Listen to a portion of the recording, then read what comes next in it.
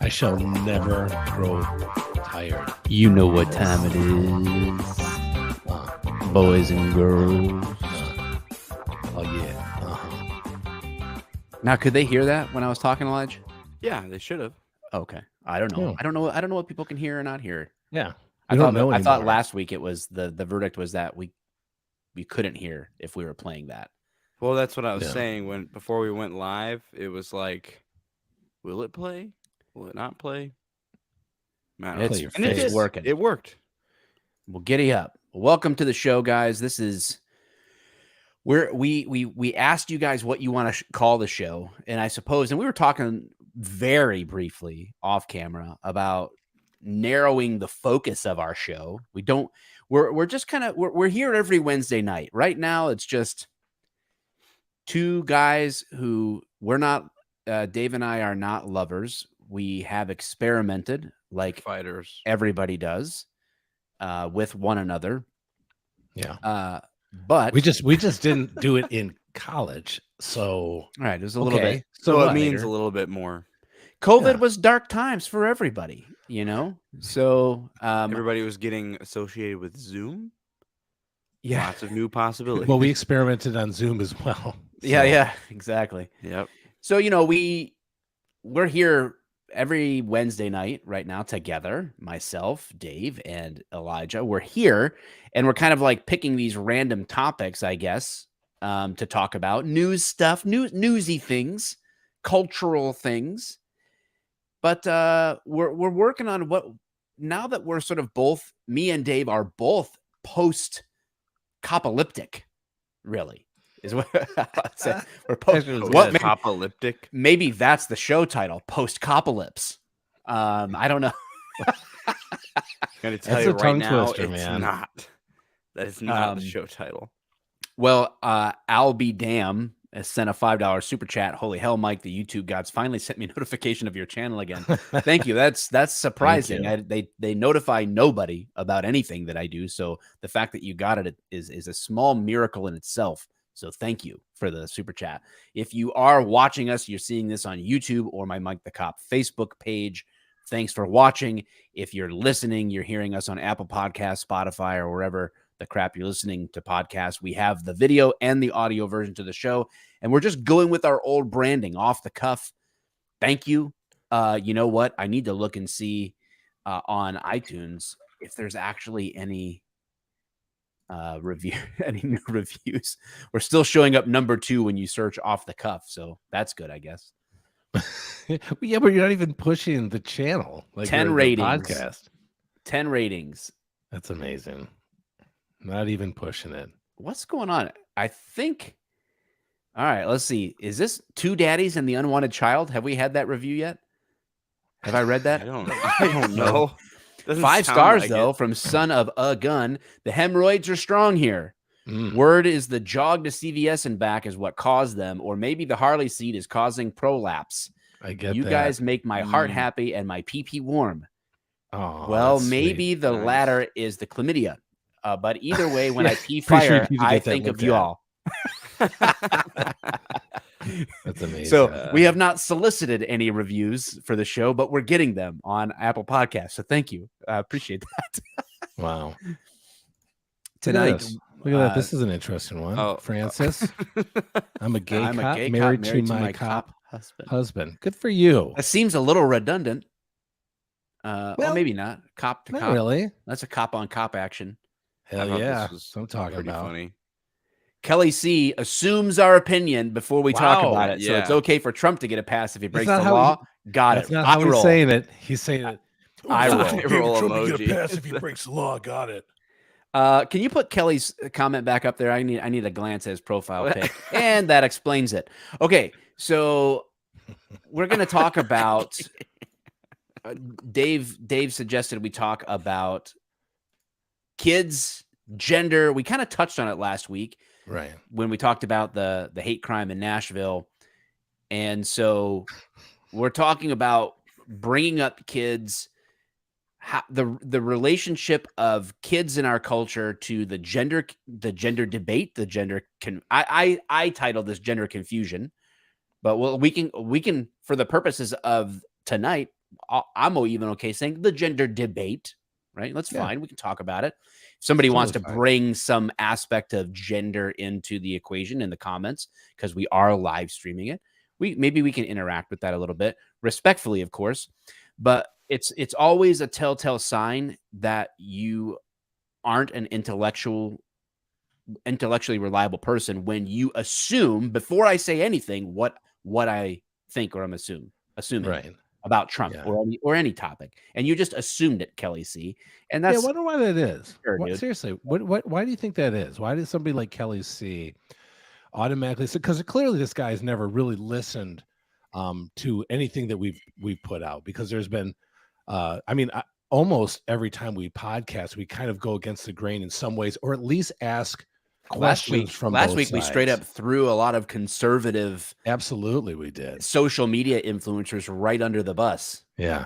So if Kelly's still on here, can I let's please respond? Why is it that you think that we automatically think that Trump is to get a pass if he breaks the law? And then also, do you believe that people are actually innocent until proven guilty in this country?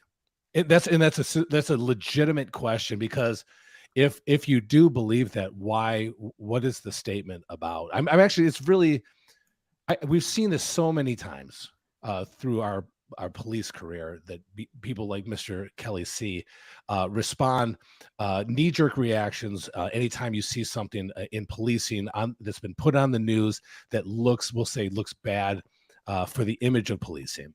But what's interesting to me is that so many times these body cameras in the cars have actually vindicated officers time and time again. And you're always going to have some bad apples. I mean, you have that. I mean, let's be honest. And I'm not trying to throw medical professionals under the bus, but the idea that the amount of people that die from malpractice every year, literally not literally dwarfs. I guess that would be hilarious. It little people's it literally changes people into dwarves.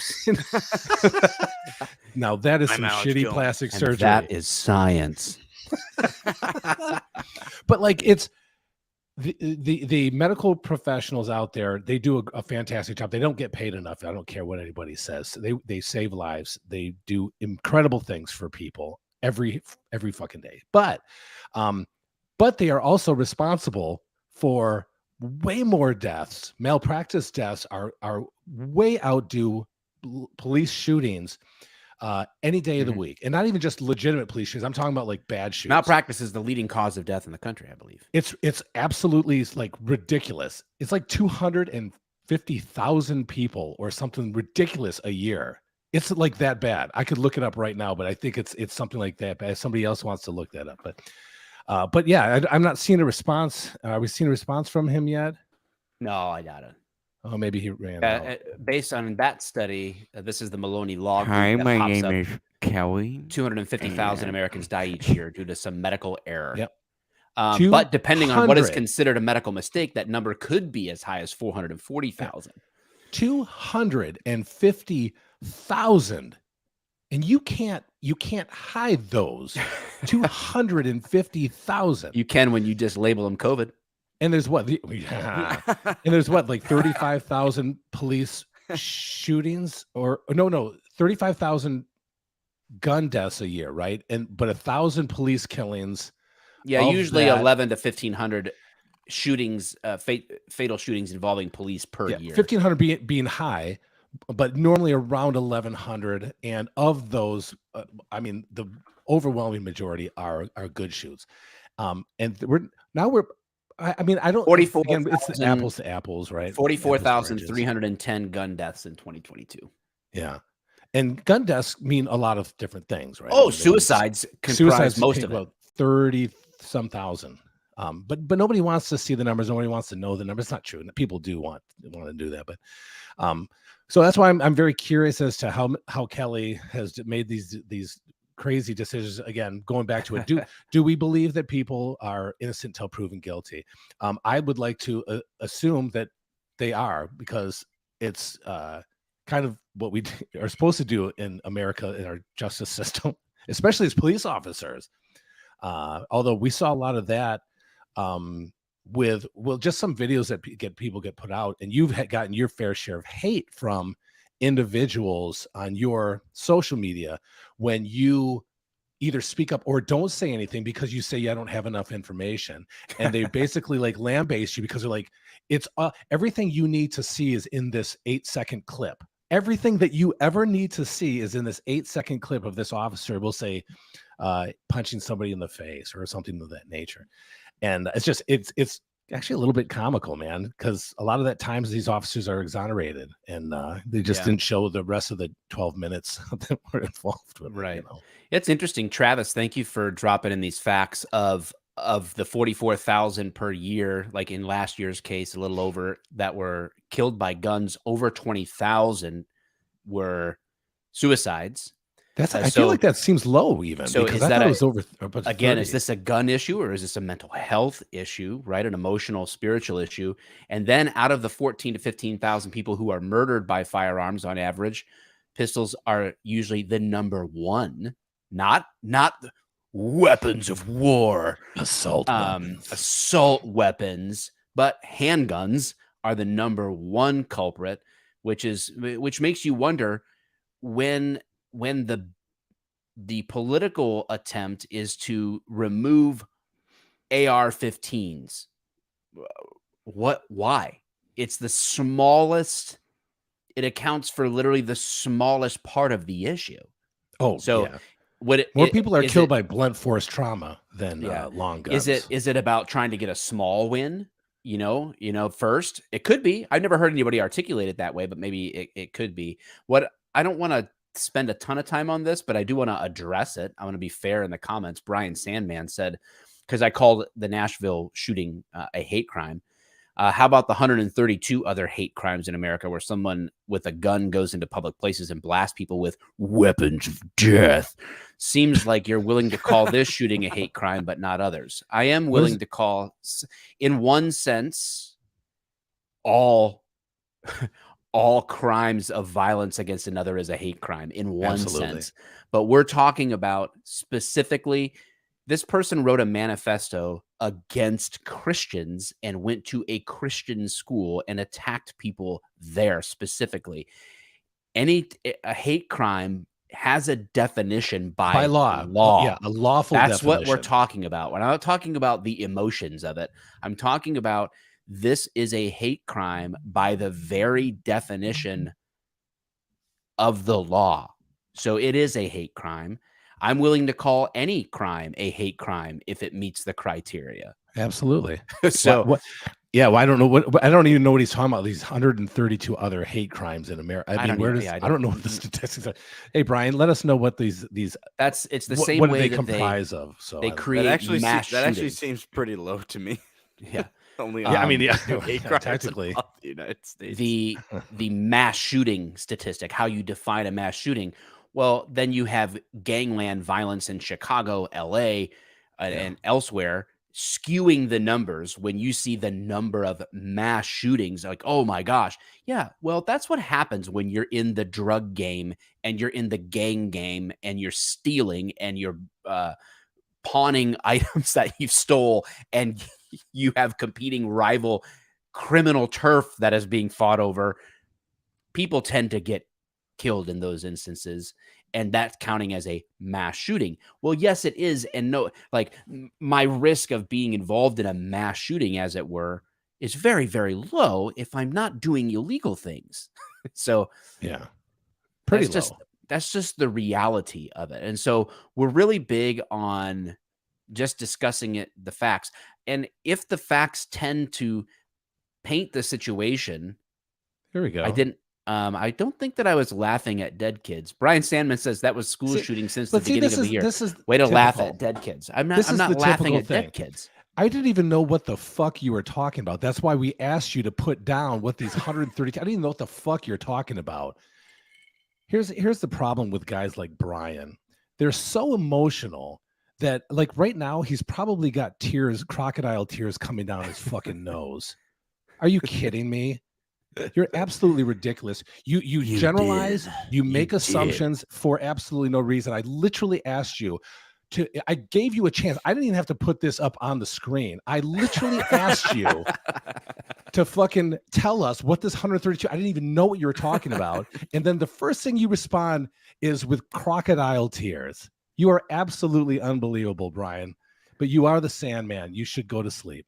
I'll let the people in the comments have a conversation about Brian if we were laughing at dead kids. That is asinine. No one is laughing at dead children. This is ridiculous. Good Lord. Least fun guy at any party ever. This guy's an idiot. Yeah. When you can't speak, this leads us. You well can't eat that. Kids in Africa could have eaten that. Why? Wait. Watch this. Throwing that out. I gave you the answer. And you laughed at school shootings. School shootings are hilarious. I wish all the kids would die. There's your soundbite. Probably crying more. Clip it. Clip it. See proof that Mike the cop laughed at dead kids. They want kids to die. Yeah. Good Lord. That leads us into, I think, exactly where we like what this topic is tonight in terms of trying, like, kids growing up in this culture, in this extremely polarized culture where people are seemingly in great numbers, especially in the media, like we are right now on YouTube, being so polarized without being able to discuss the matter intelligently, right? To work through an issue intelligently. And the problem is if you already have a cognitive bias and you are assuming that your side, let's say just right or left, if you already walk into a topic assuming that your side must be right, then you will take whatever evidence is there and then you will make it fit. You will only see the things or try to defend the things that make sense as long as you can put it in that camp. So when someone says, if you think, like Dawn in the comments said, if you think being transgender is a sickness, then you need mental health treatment. Well, what does that mean? So you've already decided, Dawn, before even talking about the topic, that unless you agree with Dawn, you can't possibly be right. You have to be wrong if you don't agree with Dawn. That's Dawn's position. That's a problem. So much so that you're the one who needs mental health treatment. That's how bad it is. This is where we just, you have to. If you disagree with me, if you disagree with me, you're the problem. You need mental help. Okay, so you see the problem. We're going to discuss that too, because I have some articles about brain development in children that I do want to discuss. Now, I don't know whatever she wants to say about transgenders. I'm fine with it. I don't care. We've talked about this last week, which Dawn, you probably weren't listening last week, where we said literally, I don't care. You can be transgender, you can be whatever you want. If you want to be a fucking dog, I don't care. Nobody cares. If you're an adult, I may not agree with it. I just care if you're teaching kids. Yeah, but we're discussing children.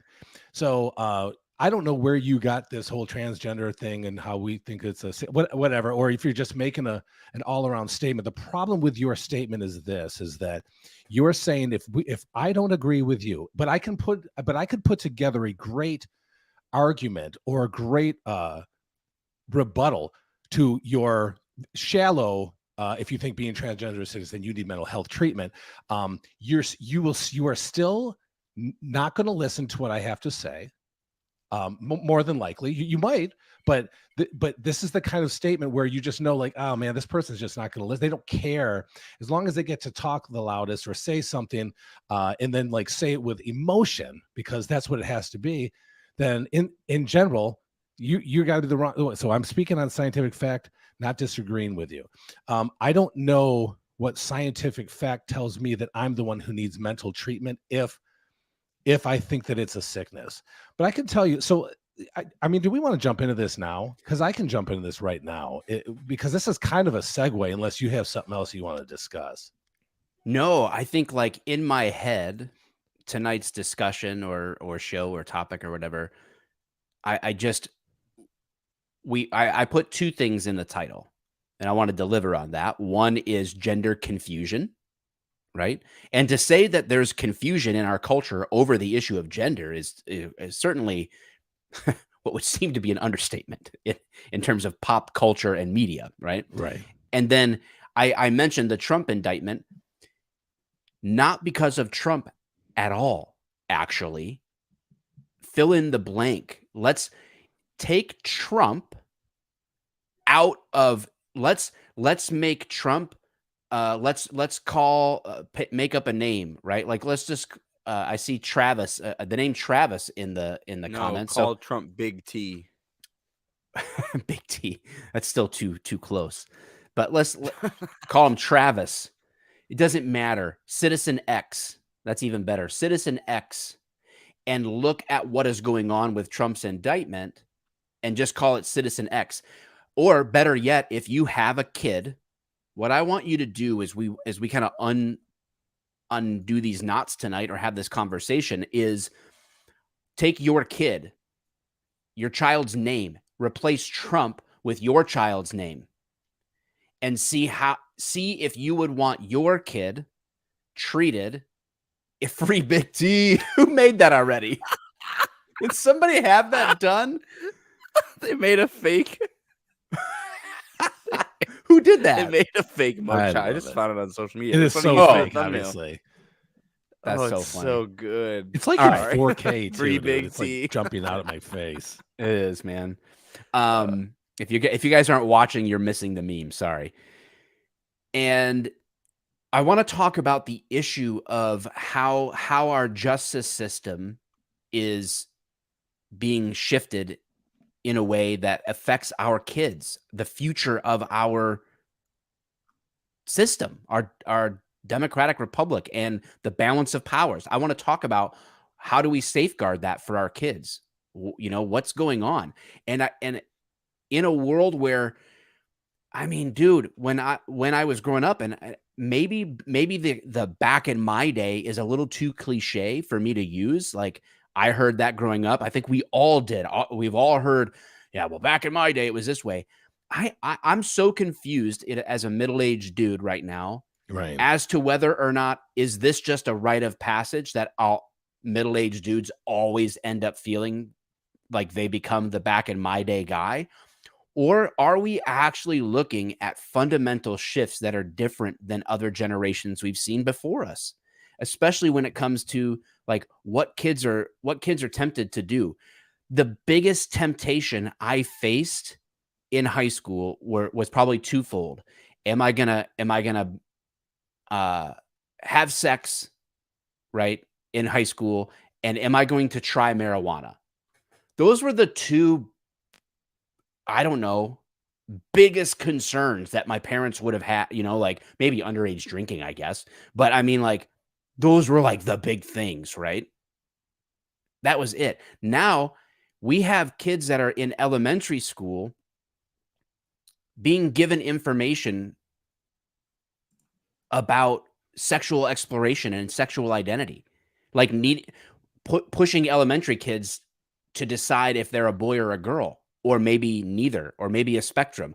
Like that didn't exist Right. when I was a kid. So is this good for kids? Is this bad for kids? Idaho just made it a felony to have underage gender treatment, right? They made it a felony.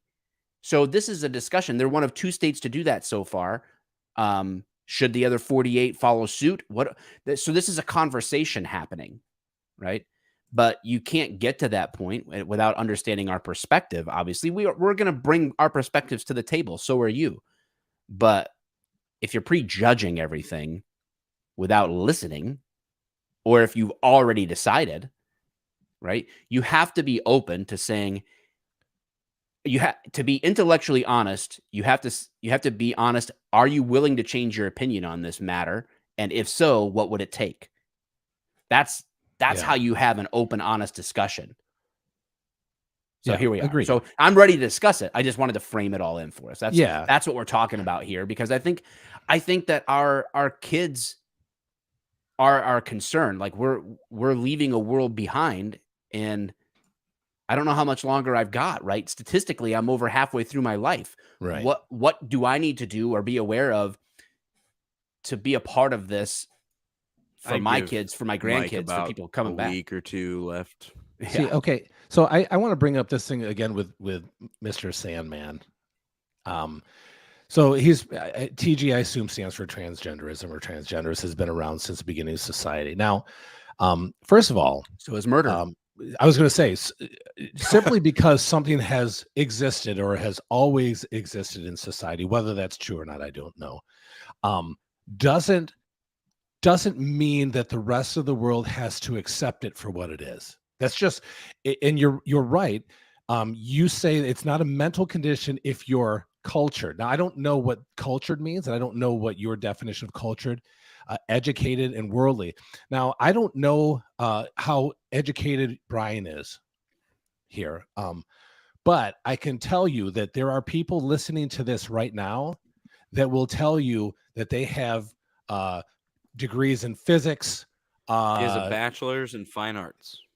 bachelor's, doctorates, that listen to podcasts that would not agree with you. So I already can say that I like your discussion on it, but I don't agree with your premise, because you're talking about something you're saying is being in the beginning of society. I don't know whether that's true or not. I would even assume, that's fine. I would assume that it is true.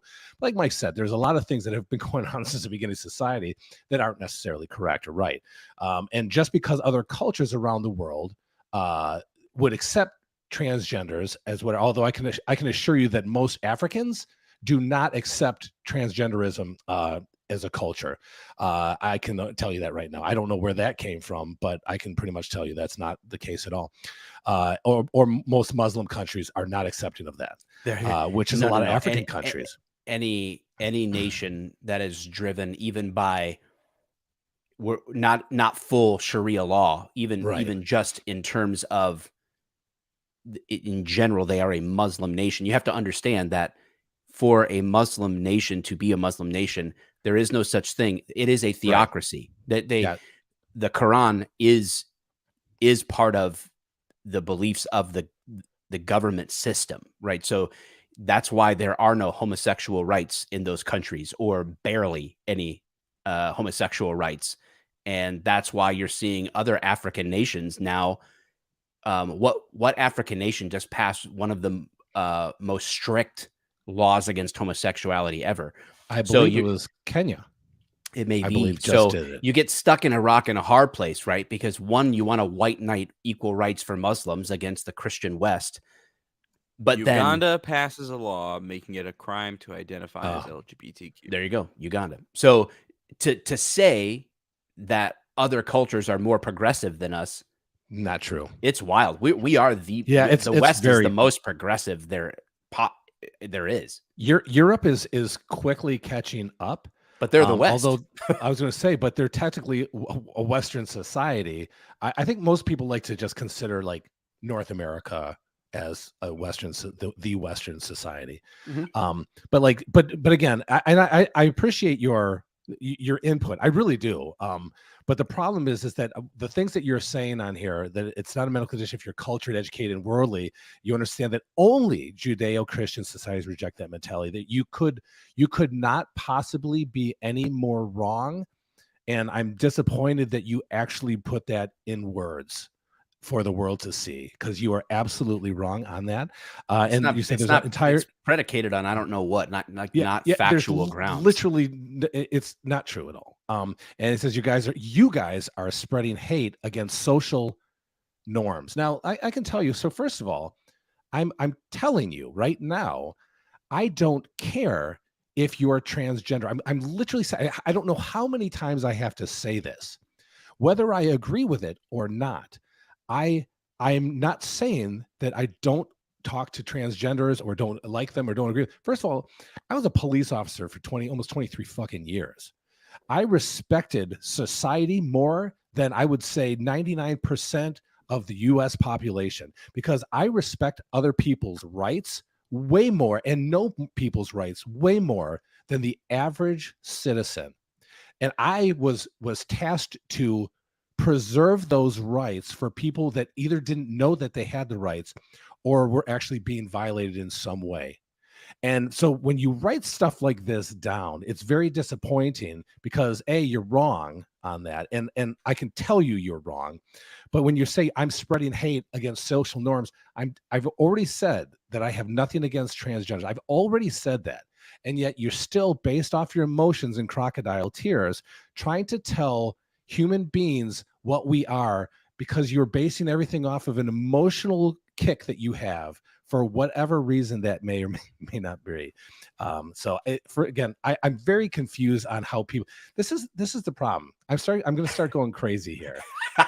You know, I was thinking as you're talking, I'm like, man, I'm the ranter. I'm the guy that rants. I'm trying to be good here, but the thing is, I'm trying to give voice to people with a differing opinion. I think it's important. The problem is if this is the differing opinions that I'm getting, then it's just not worth the conversation. Well, you can't argue. Like I said, I think we said something last week where it's like, oh, this wall is blue. Well, no, it's red. Okay, well, we don't have anything to discuss. Yeah, I can't, because you can't argue with someone who's not applying the same principles of reason and sentence structure as you. Right. And Mario Lopez, thank you for the $10. Yeah, we will immediately get that to Brian to begin his education process. But yeah, it's tough because in the end, you will never. It's very hard to bring truth to emotion, right? You just can't do it. It's like trying to calm a woman down after she just did something wrong, like didn't make dinner or didn't do the dishes, and you're like, you need to calm down. Stuff like that, you know? Yeah, Brian, this will be the last time. We're going to move on, because hiding behind a badge when I didn't bring it up, you're talking out two sides of your mouth, saying people the wrong for exit. We have never said someone was wrong for existing. Literally never said that. No one has said that. This is why emotion. This is why, Brian, we can't have a reasonable discussion with you, because you're literally just making things up that we're not even saying. So we can't interact. It's impossible to interact with someone who refuses to acknowledge reality. So sorry. So the issue for me, and I said this in a previous episode as well last week, I think, which is like, yes, I think my opinion is that being transgender is problematic on its own, right? Like on its own. I think that. I have no problem stating that. I have, if somebody ever wants to know why I think that, I can provide my reasoning based on my worldview. But I'm raising my hand and telling you on the front end, I am coming from a Christian worldview. I derive that opinion out of a particular worldview. We all have one. Everybody derives their opinion from the way that they see and understand the world to be. You may have a different worldview. I don't think they're all created equal. I think that that's where the discussion takes place. I think some are better than others. But one of the things that's interesting is where in the West, which is our framework that we're existing in, we have all agreed, even with differing worldviews. Somebody has a Judaic one, somebody has a Christian one, somebody has a Muslim one, somebody has a humanist one. All of those have all agreed that there has to be some measure or boundaries for the development of children.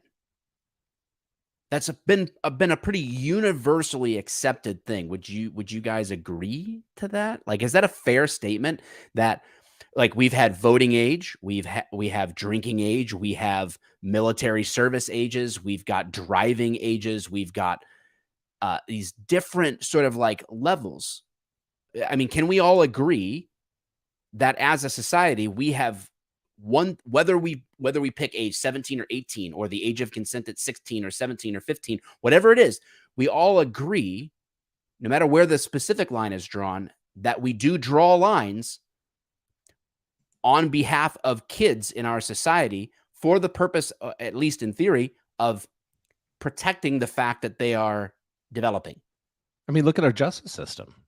You could not pick a more accurate statement and not be able to apply that to the justice system. I mean, our whole justice system is based off of that separation between adults and juveniles. I mean, there's always an age factor or limit or start of for pretty much anything in this country, pretty much all around the world for certain things, whether it's smoking at 21 or 18, driving at 16 or 18 in other countries. We have all said, yes, these are the things that we have to put a limit on when it comes to our children. So I'm interested as to why I feel like a child can't technically drive a car very well at the age of 12, but they could get gender reassignment surgery or be able to start the hormone Some people are changes, the supporting this medication. as early as pre-K, Yeah. which is wild. I mean, this is when kids pretend that they're like dinosaurs or aliens or whatever. Like, I know. where do we choose to indulge? Where do we choose to indulge that with irreversible medical decisions? Like, Well, that is in this world of gender confusion, because there's a lot of things that happen even in junior high and high school where people questioning their sexuality or questioning their gender identity now, simply because that's sort of like the thing of the day. You know what I'm saying? right. Like Yeah. that's the culture around you. And so that's what you do. You It's a question flavor your of the month here. sexuality, right? Yeah, it's a flavor of the month in terms of like what people are being pressured into considering or doing or whatever, right? Right. And do we not have any safeguards around that in terms of like what we're doing? The same people who would want to, I don't understand why we would want to say you don't have enough maturity to vote until you're 18, or you don't have enough maturity to own a weapon until you're 21. Right. You don't have enough maturity to rent a car until you're 25. Or a hotel room. But when you're 6, you can decide if you should have gender reassignment surgery.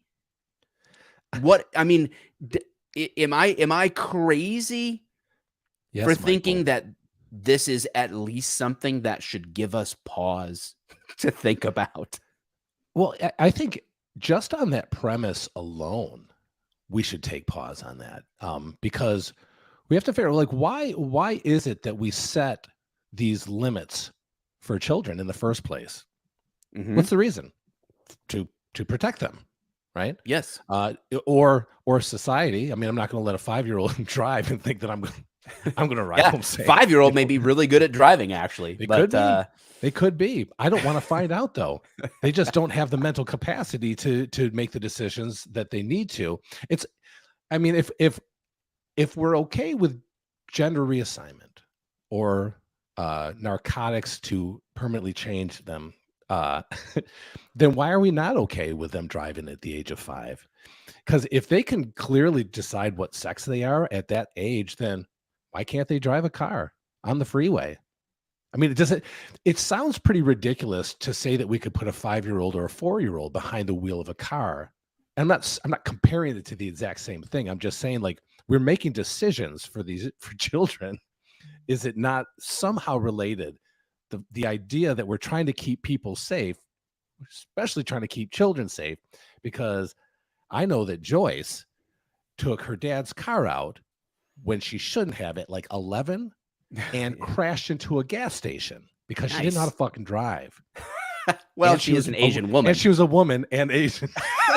had a lot against her, Dave. There's so Stereotypes. much working against her. Every single one. Well, stereotypes become a thing because of a track record. Well, I mean, that's it how is they what come it into is. existence, right?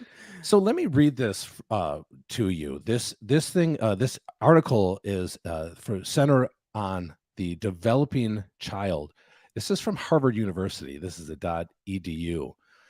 This is I went from to Harvard. Harvard. In Harvard. brief, the science of early childhood development. Number one, brains are built over time from the bottom up. The basic architecture of the brain. Remember, this is Harvard. This is not me. I mean, this is not Dave. The basic architecture of the brain is constructed through an ongoing process that begins before birth and continues into adulthood. Early experiences affect the quality. Hear this out. Early experiences affect the quality of that architecture by establishing either a sturdy or a fragile foundation for all of the learning, health, and behavior that follow. In the first few years of life, more than 1 million new neural connections are formed every second. Every second. After this period of rapid proliferation, connections are reduced through a process called pruning so that brain circuits become more efficient. Sensory pathways like those of basic vision and hearing are the first step to develop, followed by early language skills, higher cognitive functions. Connections proliferate and prune in a prescribed order, with later, more complex brain circuits built upon earlier, simpler circuits. Number two, the interactive influences of genes and experience shape the developing brain.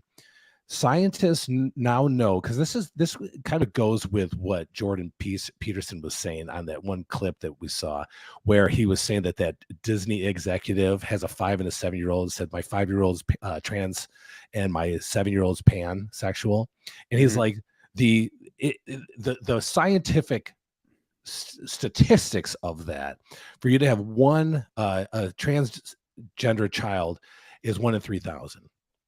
And to have one that's pansexual would be even rarer than that, but both together would be 1 in 9 million.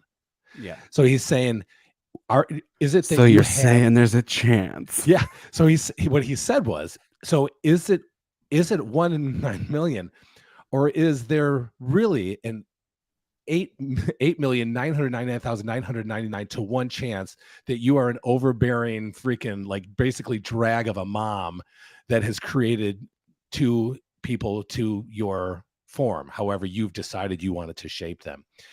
He's like, I think the statistics speak for themselves, But this part here says that scientists now know a major ingredient in this developmental process is the serve and return relationship between children and their parents and other caregivers in the family or community. Young children naturally reach out for interaction through babbling, facial expressions, and gestures, and adults respond with the same kind of vocalizing and gesturing back at them. In the absence of such responses, this is actually kind of mind-blowing, or if the responses are unreliable or inappropriate, the brain's architecture does not form as expected, which can lead to disparities in learning and behavior. This is how young this is the roots of how a child's brain develops and how it's fed with like I said, we were talking about how my son's autistic and how he learned and how great many of us learn, only in his form it was way more rigid, was by repeating things. You say hi, I say hi. If you smile at me, I smile at you. These are behaviors that we learn and react to appropriately or not, depending on, again, how the brain is developing, but it depends on how the child is raised. This is from like 3, 2, 1 years, not even 1. They're just babbling and you guys are copying, everyone's laughing at each other. It's a great time. The brain is most flexible or plastic early in life to accommodate a wide range of environments and interactions, but as the maturing brain becomes more specialized to assume more complex functions, it is less capable of reorganizing and adapting to new or unexpected challenges. For example, by the first year, the parts of the brain that differentiate sound are becoming specialized to the language the baby has been exposed to. At the same time, the brain is already starting to lose the ability to recognize different sounds found in other languages. Although the windows for language learning and skills remain open, these brain circuits become increasingly difficult to alter over time. Early plasticity means it's easier and more effective to influence a baby's developing brain architecture than to rewire parts of its circuitry in the adult years. This is how important a child's brain development is. I mean, how is it that another human being can say that a child knows when they're 3 years old what they are? How do you feel about that? Come on, right? I think that it's stating what we all. There's a certain level of obviousness to what we're talking about, especially anybody that's raised children. There's a certain level of just experiential, like prima facie agreement, evidence for what we're talking about by virtue of just anecdote, right? And then, so this study that you're reading from, this information is simply bolstering, I think, in clinical terms, what we know anecdotally. Like that's what makes sense, right? It helps further explain what's going on in a kid's mind that we see on the surface. So it makes total sense to me. And it comes down to like, what lines do we draw to protect kids? And I'm a big believer in freedom, right? Like, I love the Constitution and I love individual rights. Right. And I don't want someone telling me, and so here, let me flip the script a little bit. I don't want someone telling me how to raise my kid. Right. But we all recognize that I might not want someone telling me how to raise my kid, but we all draw a line somewhere, right? If, speaking of, since we brought it up, yeah, both of us were cops, even though this isn't really like a cop topic thing, but I saw my fair share of abusive parents who were harming children. Right. Do we then say, well, it's their freedom to raise their kids as they see fit? Well, no, because we believe in individual freedom, we understand that a child is an autonomous human being. They may be a dependent human being, but they're still autonomous. Right. And if their rights are being trampled on, there's an aspect to that we have to step into.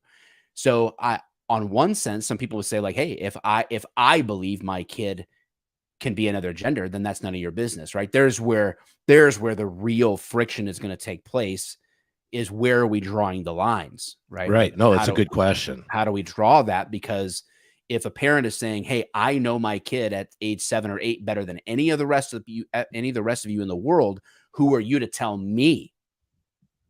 Or who are you to tell them? Right. If they feel like they're somebody else or believe they're another gender or another being, you know. But here's the thing, Mike. I agree with you, but that's not the point.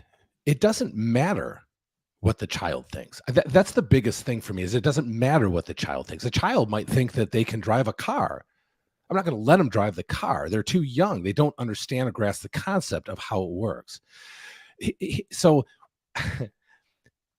the idea here is that, and I'm going to read this other part to it, but I'm starting to go a little bit off here because it's. Hey, Jenny, if you want to explain how this is a circular argument, I'm happy to hear you. Jenny Warren in the comments. If you're listening, it's all connected and making a circular argument. I'm not sure if you're referring to us tonight or. I think she's referring to somebody on. I think she's referring to these other people. I don't think. Yeah, maybe. Yeah, I'm not sure. So I was curious. Yeah. So love that dog. I know you do. At least it's not my cat this time. Yeah.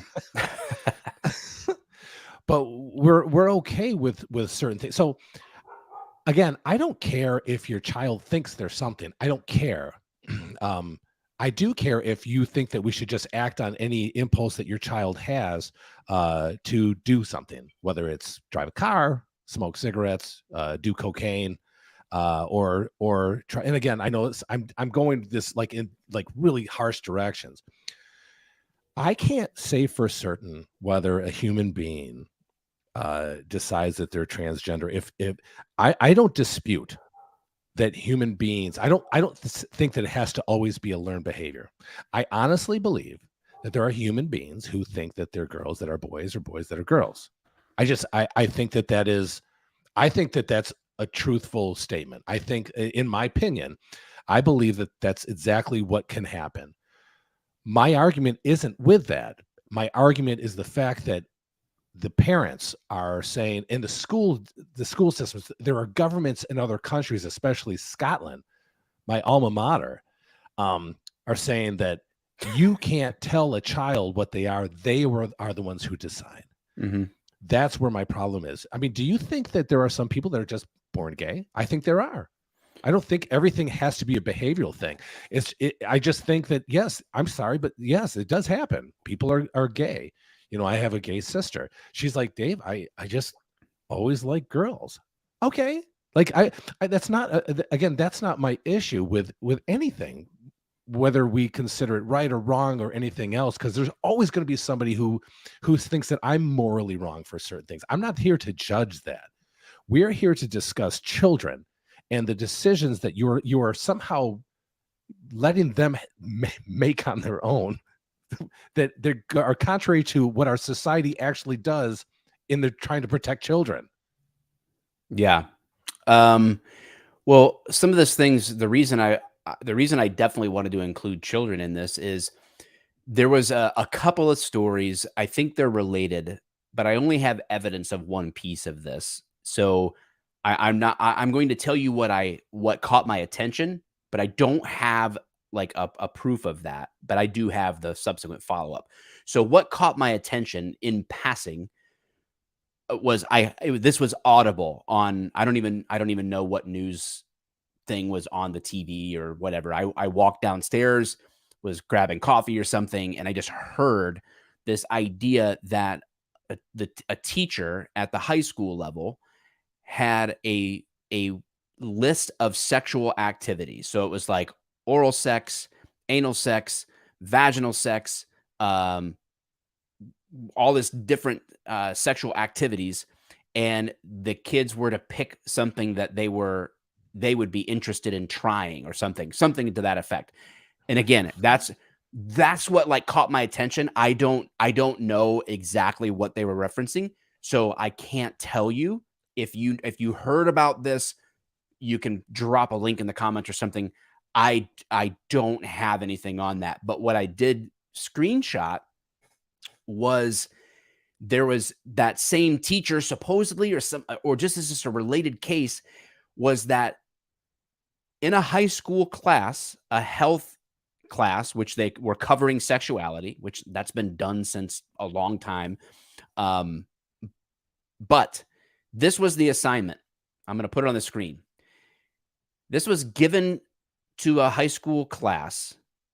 For those students who are absent, you will write a short story of a paragraph or two. This story is a sexual fantasy that will have no penetration of any kind or oral sex, no way of passing an STI. You will choose 3 items: romantic music, candles, massage oil, feather boa, flavored syrup, etc., to use in your story. Your story should show that you can show and receive loving physical affection without having sex. Why is that a thing? This is what What did I join in on? That was a high school assignment. Oh, nice. So I don't like, this is why I'm talking about what are we doing to our kids or around our kids in the name of education or help or science. what is this rooted in? Where does that come from? Because I think that's, even if you ultimately are okay with that, I find that most people are layered deep on their opinions. They'll Right. say something, and then you start to dig under, like, well, why do you think that? Where does that come from? Right. And then the trail goes cold. Like, that's part of the problem. It's like, where is this coming from? Most people are sort of like blindly trusting these things. And I think it's really putting our kids at risk. I think there is this confusion around gender right now. And well, I mean, that's another question. Whose job is it to teach that? Like, do I want Parents. the public education system being the primary influencer in the way that my kids understand sexuality? I think that people do. I'm reading some of the comments here, and with some of these guys who I would consider very liberal here on these comments. I don't know them, but they seem completely fine with it. And my thing again, that's my thing. This is my problem. Is it's issues like this that it's almost like people would just rather Big Brother just, just teach my kids, instruct my kids. And then they hear something, they're like, okay, that sounds good. That's not damaging. I don't have to do it. Oh, thank God for taxes, because now I feel, again, I've talked about this before. There's so many Democrats, liberals love paying or at least they love other people paying taxes, right? The idea that taxation takes the place of charity. They think that, oh, our government is doing a great job with this. Now, I don't have to do anything else to be a good person. I don't have to make an effort. I don't have to be involved with my kids. I don't even have to care about people. I'm caring about people. I'm caring about my children if I let the government do it for me. Honestly, at what point are we just completely fooling ourselves when something like this is acceptable? And then I have to work harder to get my autistic son out of something, an assignment like this. Why do I have to be the one fighting the school system so that my child isn't involved in this instead of the, and I'm not saying it's right, because I don't think it's right, but even if they were to say, you know what, we want to do an experimental thing, we're going to send this home. We're going to mail it to the parents. This is what we want to do. If you can sign, here's a self-addressed stamped envelope. Would this be okay? And please call us. We want to talk about this. Not that that's right, but at least go in that direction. No, there's always already the automatic assumption that bring sexuality into school. Let's let the teachers do it because, oh God, they're so good at, I don't know, sex or sex education. I mean, because I can bang 3 women in a night, or I can lift my legs up high enough. I don't know what gives them the fucking, the intellect to be able to discuss sex with my fucking kids. It makes no sense to me. Interesting, Keep isn't this it? shit out of the schools. And yet somehow there's a guy that comments in here as if like, oh yeah, sure, what big harm trying to teach children to be sensual without having sex. Yeah, motherfucker, it's weird.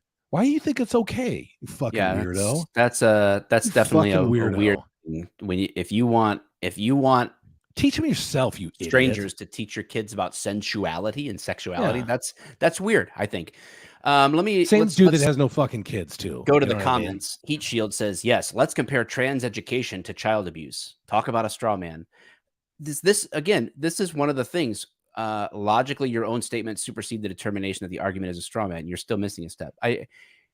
We have not compared trans education to child abuse. Nope. Nowhere in this Nope. whole show, we've been going for 59 minutes now, not once have we compared trans education to child abuse. I don't know where you got that from. He didn't get it from anywhere. He's busy. He's too busy trying to argue with shit in the comments that he doesn't actually listen to what we're saying. It's like He's so concerned about getting I like his their opinion profile out. picture though. Yeah, that's nice. I like that. And then Donnell, sorry, I don't know how to pronounce your name. Obviously, it could be Donnell. I apologize. Hassan. This is where talking to your kids would come in handy. You're making big assumptions. I don't think we're making assumptions. We're providing actual real world situations that have unfolded. I'm not making an assumption about that assignment. It's a real thing. The teacher's been suspended and it is being investigated. So that's not an assumption on my part. It's bringing that as a point of dialogue to the discussion of saying, what lines do we draw? And if you're listening, Donnell, you'll know that I've already exposed my own bias. I've been honest about my bias up front. And I'm asking the question, where should we draw lines and why? And who gets to determine those lines? I'm posing a question. I've already laid my hand out on the table. I am a conservative Christian. That's my perspective. Now, I haven't even told you what that perspective is, nor have I tried to defend it. I'm just simply posing the facts, and we're discussing where the line should be drawn about protecting our kids when it comes to gender confusion and identity. This is so clearly stated. And so how anybody could get anything else than from what we're discussing is only because you're inserting it, not because we've said it. I'm going to Brian, thank you. He's like the closer, man. He always comes through. That's nice. I'm going to go through number 5. We'll skip number 4 for this because I think this is kind of important as well. Toxic stress damages developing brain architecture, which can lead to lifelong problems in learning, behavior, and physical and mental health. So when they talk about toxic stress, this is not going to be what your typical political definition or your like liberal versus conservative. They're saying scientists now know that chronic unrelenting stress in early childhood caused by extreme poverty, repeated abuse, or severe maternal depression, for example, can be toxic to the developing brain. While positive stress, moderate, short-lived psychological responses to uncomfortable experiences is an important and necessary aspect of healthy development. This is all stuff that I think nobody's going to argue with, right? Toxic stress is the strong, unrelieved activation of the body's stress management system. In the absence of the buffering protection of adult support, toxic stress becomes built into the body by processes that shape the architecture of the developing brain. And so I just want to stop there because I think that it's interesting to note that what they're saying is because a child's brain is still developing, that even stress, whether it's good or bad, will permanently alter a child's thought process and it will physically alter their brain, right? And I think that's interesting because, again, we're talking about, this whole thing is about children, little children. And so here we are talking about children developing, their brains developing. And we're asking, what is this right age for everybody, right? Like I said, I personally believe that there are some people that are born thinking that they're better off being a dude. And there are guys that think I'm better off being a woman, or I feel like I am a woman trapped in a man's body. I feel like a woman. Right? Dude looks like I have a lady. video of Elijah dancing to that at a wedding, by the way, when he was a little kid. Yep. Of course you I wish do. I had And it. it was awesome. But that's my thing. Like, it's incredible. So at what point, I mean, I believe that, yes, they can, but that doesn't change anything for me. It changes nothing. Yes, I believe people are born gay. Okay. That changes nothing in my argument. Absolutely nothing. And we're talking about children. We're not talking about adults or people that, again, a dude that says, I'm a girl. We've already said, I don't care. Do whatever you want. Get your dick cut off, get a vagina put in. I don't care what you do. Get your vagina turned inside out. Man, have fun. Live your life. Do your thing. We're talking about children. And yet somehow there are still people that would comment in here that are saying like we are still being, we're insane. Our thought process is completely wrong. But they keep going back to the whole issue at hand. The issue that's not an issue is that, well, you guys hate transgenders, or you guys are homophobic. It's not true. We're literally telling you. And Mike is saying, I'm a little scared of homosexuals. Well, that's because they like you. But I'm you know, homophobic. Just a little bit afraid. just enough. Keep you on edge, keep you frosty. Seems like Boko is getting a lot of attention in the chat here from people, but he says these guys with memory that lasts less than 10 minutes are calling sex education, which stresses other forms of affection over sex, as being wrong. Asking my child what a sexual fantasy that they have.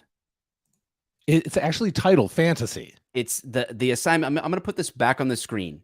Okay. Let me put this back up here. So this is not so since my memory only lasts 10 minutes, let me refresh it. This story is a sexual fantasy.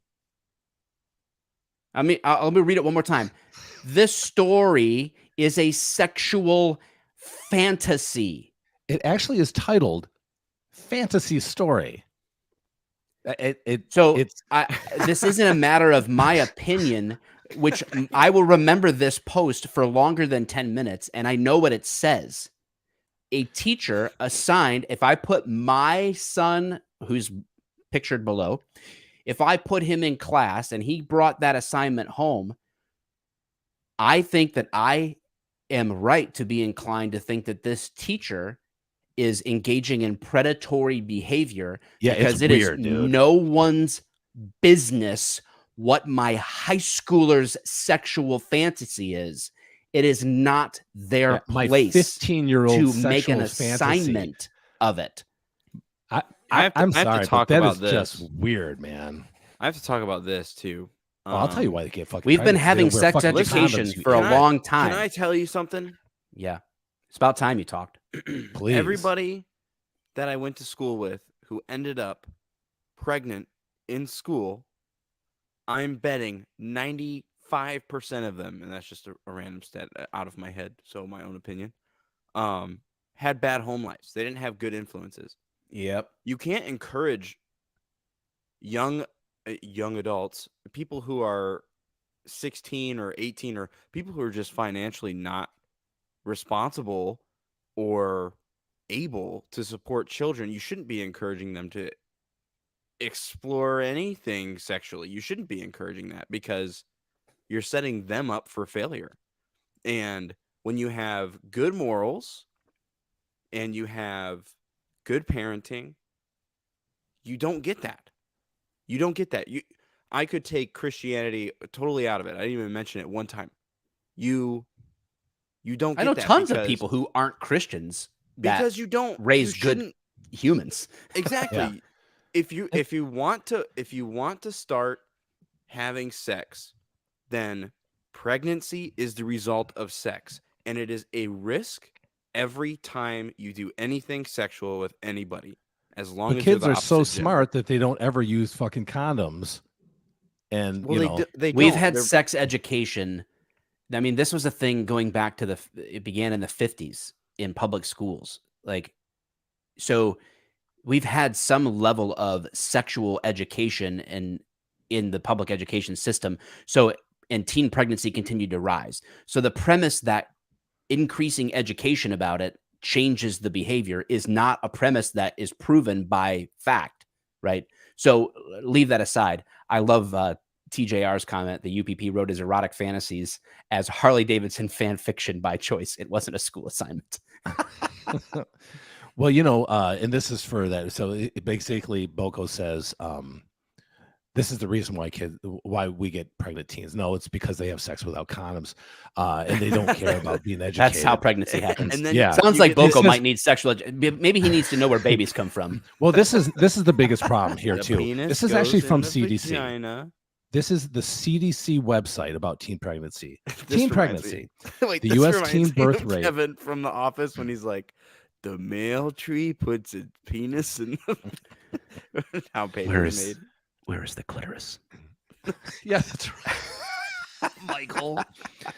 The U.S. teen birth rate, births per 1,000 females aged 15 to 19 years old, has been declining since 1991. So I'm sorry, your transgender reason that kids either pregnant or don't get pregnant, about discussion. We know I'm not saying sex education is a bad thing.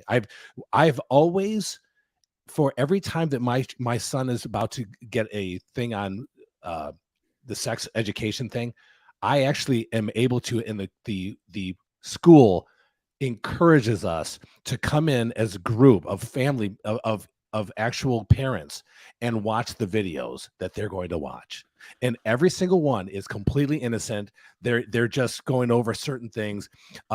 No weird sexual fantasies or anything like that. It's just like, hey, if you do this is what's going to happen. It's more the reality of it. But teen birth rates continue to decline from 17.4 per 1,000 females to 18 in 2018 to 16.7 per 1,000 females in 2019. Another record low. They decreased 4% from 2018. Birth rates fell 7% for females 15 to 17 and 4% for females age 18 to 19. So the stats, you're right, the stats do not lie. You, for some reason, you think that talking about sexual fantasies is somehow sex education. Oh my that's gosh. not that's called sexual fantasy, grooming and weirdness. Yeah. You want to talk about my kid that, hey, if your penis gets hard and you put it into a woman's vagina or a girl's vagina and then you come and semen goes into it, it's going to go to an egg and then that is going to create a child. That's sexual. That's sex ed. And that's like not... Donnell says in here, teen pregnancy rates have gone out with education. We're not against sexual education. Oh my God. Why do people think that we're against sex education? I told you, this is what we're against. This is what we're against. This. So, okay, Donnell. So this is one of this is going to be a podcast too. So people want to see it. Donnell, let me know. Do you think that discussion is okay? Do you honestly think that the fantasy story, this fantasy scenario is okay for asking children? An underage child? Yeah. Who can't even consent for to a sex, grade. Actually.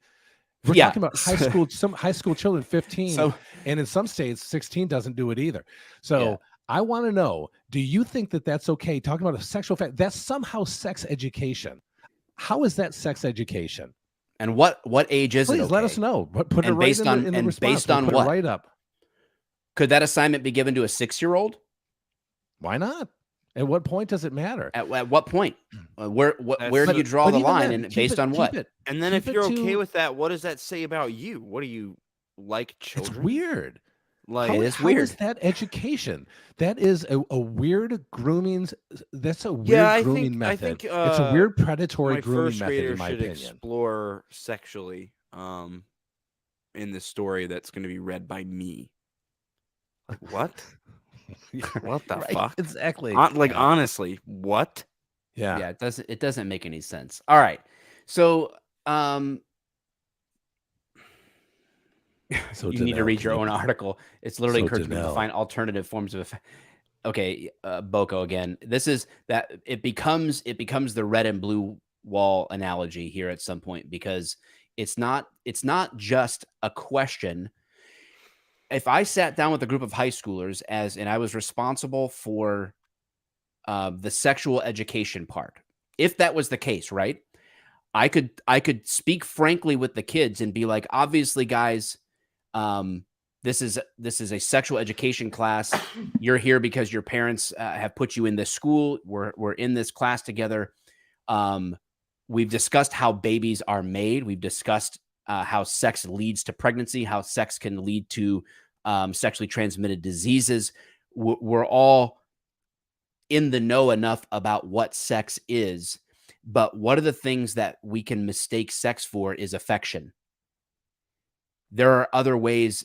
Sometimes guys and gals in the class, you can mistake sex as affection, and that can be problematic. What are some of the time with kids? What are some of the ways like you that we could confuse sex and affection? Defining terms and helping kids understand the difference between sexual attraction and activity and affection and emotional investment is not what this assignment was for. You dumbasses. That's not what they asked to do. That's not what was being explained. That's Nope. not what was being assigned. We're talking about a sexual fantasy involving syrup and feathers, and like you're engaging in Boas. sexual activity that doesn't involve, as long as there's no penetration. As long as there's no penetration. Yeah. So it could have been manual stimulation up to and including completion, right? Like with high schoolers, you people are freaking. Listen, now I'll give you my opinion. If you agree with this, you're a freaking evil human being. I'll go that far. You're disgusting. Because It's now weird. you want to hear about the fantasy up to and including the completion of a high school age person as an assignment for you to read and grade. You're disgusting. That's not Actually, normal. You know what, Mike? I want the people who said like Boko and all that to go. I actually want to know. Yeah, type it want- in the chat. Let's put No, it. no, Let's no. put it out there for the world to see I want that to you want to know- hear high school kids' fantasies. I want to know what your children do, Boko. Do they like Oh boas? gosh. Your Dave, children. Dave, Can you don't just make tell me me a kick little you bit? out of here. Come on. No, please. This tell is the me. I third wanna time know, this is year. like, do they I- like syrup or do they like? Would they prefer boas? Imagine I somebody really just wanna hear saying that about to your kid, dude. How if that didn't come across as the creepiest thing ever, although I've said some really creepy things, then you are not right in the head, man. That was Boko, you Yeah. say I Of don't course- care about of high course school you kids' don't. fantasies, but you Of just course spent an you don't. hour arguing about An exactly. hour debating I don't that really you should. care. It's okay. Yeah, I don't really care. I don't really care. Yeah, you care. We should Well, all we've care. got all your comments in a log, buddy. And the dumb thing is too is like you talk about like, well, what are you going to do? You can't stop. You're not going to stop kids from having sex. You're right. And education hopefully will help for some of that because again, although I'm not a big fan of the school system doing it, I have actually always been a part of sex education with my children as well as what the school is teaching. Yeah. And Good if parents I should didn't be agree involved with in the process. Yeah. exactly. And if I didn't agree with it, I'd be like, no, not going to have. They're not going to stay in on that. It's not going to happen. We And- did that and when we were growing up. honestly, It's like, oh, do we sign this piece of paper? Oh, Yeah. we're going to show this movie. We're going to show this film for this Yes. purpose. I sign off on it or I don't sign off on it. yeah. Like, It's- right? it- Like I'm involved in the decision. But somehow there are people on here that are like, well, if the school is showing it, it shouldn't matter what it is. Put it on. If I want to show W Does Dallas, then that's for sex education. Why can't, I love how I just go like for the 70s, like The 70s like porn. big bush and Gross. cowboy hats. I don't know, man. I never saw it. So I'm just TJR's generalizing what it comment. probably looked like. I have dreamt of Dave talking to me like that for years. So I feel icky about it now. Oh my god! Because it does hit home. It should hit home. Part of me Every feels single like freaking parent. It when is- I it is talk like that, interesting. it should freak you It out. is interesting when you put them in the situation and say, fine, type in the chat that you want to hear this, that you think this Yeah. is good for teachers to hear sexual fantasies of their students. oh well, If- that's not what I'm saying. That's exactly what you're saying. Oh look, they ignored it. Oh, There you go. oh. You know Exactly. you're wrong. All right. Gilbert? Still So waiting to hear in from this- him, though. in this world too, I don't. Boa fantasy in the comments, please. That's so weird. All right. Oh my god. I We're practice already in front of the mirror yeah, being creepy, so we've Joyce gone doesn't even hear it anymore when I talk dirty supersized to here. her. Yeah, we are. But It couldn't be helped, man. This is a great conversation. wait, we're not done. Getting rid of it. Come on. No, we're not quite done. I want to give treatment to It's my show now, and I'm He's so dumb. bring us back. Teach kids how to do taxes, not what their sexual dreams are. Yeah. Thank you. Yeah, very no fucking kidding. much. Teach kids how to, structure Yeah. a mortgage. Yeah, exactly. Right. How to balance a freaking checkbook. I say check, but geez, am I from the 70s? Yeah, I am from the 70s, I guess. Shit. the weaponization. So I would say that our education system, there is an injection of ideology that we have to be aware of. At the very least, as parents, if we have our kids in the public education system, at the very least, you better be involved and aware of what is going on, because they're not just teaching them reading, writing, and arithmetic. There is ideology and sexuality being talked about, and all we have really asserted here is that it's worth thinking about, where do you draw those lines and why? That you need to think about that, right? Because it's kids. It's not just you're a 25-year-old dude that decides that you're a woman one day and you want to dress in a dress and wear high heels and go to work, whatever. As long if you're in a cubicle and your job is to crunch numbers, I don't care if you're wearing a tampon up your butthole. Crunch the numbers right. Give me the right numbers for my job. I don't care. Do what you're going to do in your cubicle. I don't care if you're freaking a heart doctor. Just take care of me. Do your job. Don't care. Whatever. You're making that decision. Do I think it's wrong? Yes. But in terms of the law, right? In terms of society, I'm just saying, like, I'm a big believer in individual freedom. That is the rock bed of what we built this country on. And now we're talking about one person's individual trumping another individual's right. What did Sarah say? Did she just quote you? She just quoted me. Well, where else is Dylan Mulvaney going to put it? I don't know. But he's got a tampon deal. And so anyway, just like the public education system is now, again, okay, I'm raising my hand here for you people that don't understand how rationalizing works, how rational discussion works. Everyone brings a bias to the table. Okay. We can argue it. Education normalizes something. The government then comes behind and legalizes that thing. Right? So what I am asserting is that there is a normalization happening in the education of the sexualization of children, and the government will eventually legalize it. Because if you can say a man can be a woman and a woman can be a man, and they can make that decision at age 5, or 6, this kid, if this young boy, biologically speaking, wants to be a girl, we give them hormone blockers. We start gender reassignment processes, all that stuff.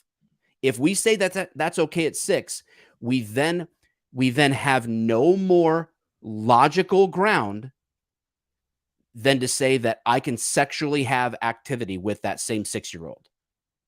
We have no more ground to reduce or fight pedophilia.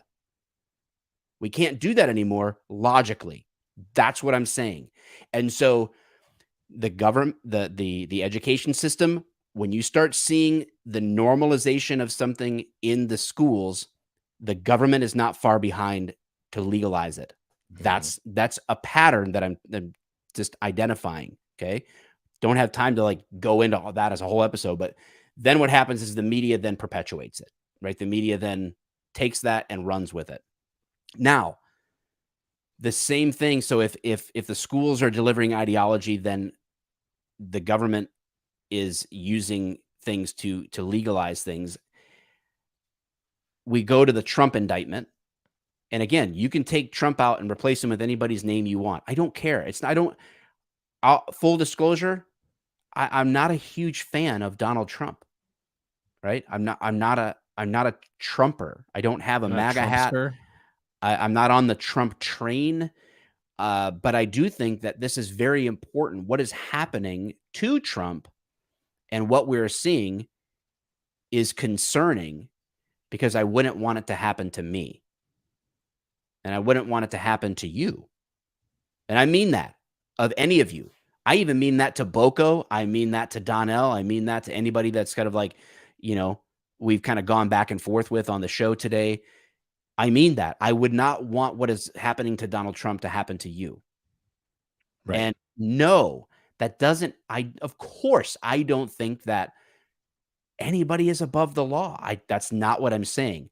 But is that what is really happening? And is that what you would want for your kid? Do you want to support a world in which literally you could just be randomly charged with unknown things? Again, when I say unknown, I literally mean there's these counts of felony charges, and we don't even know what they are. He doesn't even know what they are. Yeah. Is that the world you want? Very strange. Very, very strange. And not just that, but think about the union. The teachers union is one of the largest in the world, if not the largest union in the world. The amount of clout, the amount of pull that they have on government policies would probably bend your mind. So keep that in mind when Mike says that when schools get involved, the union is certainly involved, and lobbying and laws are not far behind. That's for sure. You know what I was going to say though? I think I know. I think I just became a conspiracy theorist. I have a new conspiracy. I think that the reason we have over 250,000 medical deaths by practitioners, by surgery and all that, by doctors every year is because there's a good chance they treat the medical profession like they do sex ed to children in school. They just let their kids be like, hey dude, like try to pull that like vein right there. Like they let the children be involved with some of these operations that we don't know because we're out. That's what's happening, man. I'm certain of it. So if you Brian want to says, die, you think let children work on it. You think everyone should use campaign funds to fraudulently change your business records to hide an affair from your wife and contest? No, it's not what I said. Not what I said at all. I mean, that's just not what I said. I don't know where you got that from. What point? This is you'll never be able to gaslight us either, because I saw him trying to gaslight too. I'm sorry, we're not children. we're not children to be groomed there, Brian. I'm sorry for your luck on that. Gaslighting is hilarious because it just shows that somebody has no real argument, so they just emotionally like spill out. Like when I gaslight people, I do it because I'm completely fucking with them. I'm trolling them to the point where I know they're going to go crazy. I had a lady be like, stop gaslighting me, like with these exclamation marks and stuff like that. I'm like, dude, this is hilarious, because I know because gaslighting is so ridiculous. It's a last ditch effort on in regards to intellect. So I feel bad that you when did Brian try to hopped gaslight in just us. randomly Awesome. after like 30 minutes. It's amazing. Okay. Okay. I care so much about you, and now I can't sleep at night. Awesome turn.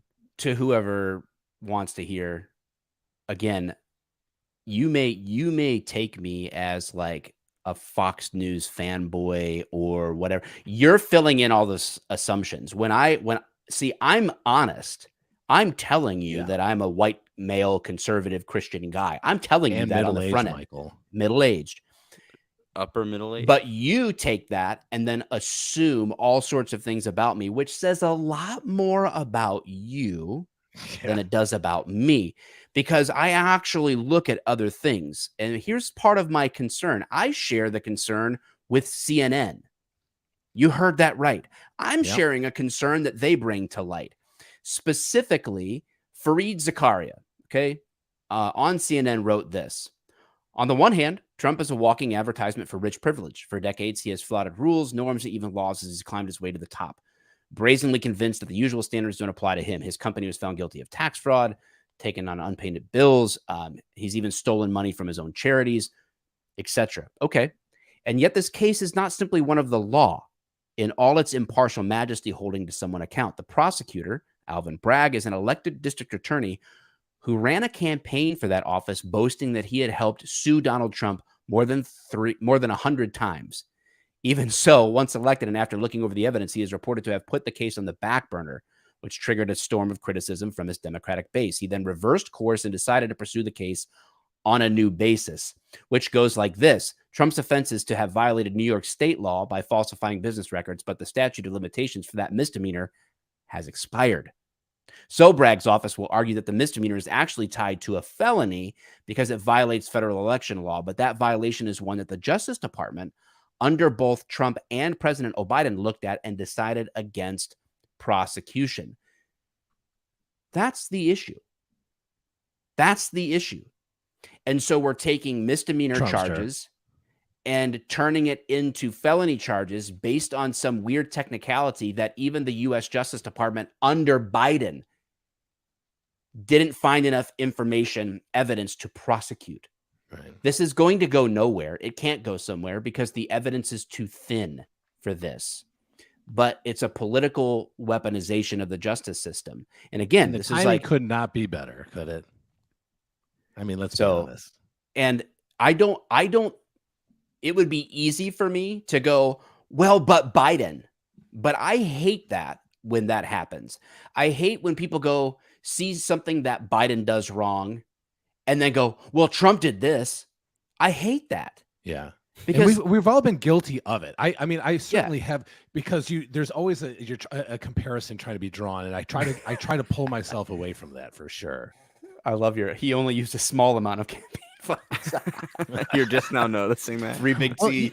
All I had to say is free Big T, baby. And I'm But- definitely hacking into the Podbean and changing this title to Free Big T. Free Big T. But and then of course you were saying, look, I'll let you know, I'm not your Trumpster, your typical Trumpster, or whatever you want to say. I don't listen to Fox News. I don't watch Fox News. This is from CNN. And what is the first thing that somebody puts on here? For me, it's C-SPAN. This is the same person we've kind of had a discussion with. What I find interesting about that is what he's saying is, I don't care what you listen to. If you're not listening to C-SPAN, you just don't have it right. Why else would you say it? Because nobody here thinks that you're smart, Brian. No, I mean, maybe a couple people, but in the end, if you were to say that to anybody, we'd all be like, oh, okay. The reason we're saying it is because you already have an assumption. I assure you, I don't have an assumption that you listen to any good news sources or read anything. That's just my assumption. I'm probably wrong. You're probably very well read. You're probably very smart. But you're not putting it, maybe you're just really, really bad at putting it down into words, So first of all, it's not about who listens to what or whatever. What he was doing was driving a point home is that he's not your typical conservative guy that watches Fox News. I don't watch Fox News. I don't even have it as a streaming thing. I don't even have. Did you know that Fox? Did you know that Fox News? Yeah, that Fox News is the number one between Fox News and ESPN. It accounts for like a massive majority of the cost of cable TV. Those two networks, ESPN and Fox News, isn't that wild? Yeah, it But does. the point is that the statute of limitations. This same man who this is the problem where a political weaponization of the justice system. I don't want that to happen to anybody. Nobody. No one. Zero. Not even because pedophiles. Look at the problems with this. The prosecutor in the case had already had personal legal encounters with Trump in the past. Yeah. His daughter has been involved in the Biden-Harris campaign. Okay. So that's another problem with our system where political favors are injected into the system. It goes both ways. I don't like it. I don't agree with it. No, it's garbage. He declined to charge Trump originally on the misdemeanor charges that were available to him. So because the statute of limitations passed, the only way to do it was to try to cling to something else that he could charge as a felony. And the problem is those same felony charges have already been looked at even by the Biden administration Justice Department and found lacking. So we go through this whole process, and it's a dangerous ground we're walking on legally to weaponize the legal system for political gain from either side. It's a bad precedent. It's a bad situation. And that's why I'm saying sometimes we don't think about ourselves, but put your kids in that situation. Do you want your kids to be the victims of that? Do you want our future generation to be caught in the crossfire of two sides leveraging the justice system to further their own power and agenda? It's ridiculous. I don't think that's a wise move on either side. Don't you think some people would say though that the right has done that with, say, Biden's interest in the Ukraine? and petroleum. Sure. And as Yeah. well as Hunter Biden and the laptop and stuff like that. Do you think that that would be like kind of the same thing? Because I'm curious, because I think that it is important. Weaponizing is not. I'm with you. It should never, ever, ever, ever happen, right? But the reality is that it does happen. Is it made up stuff or is it real stuff?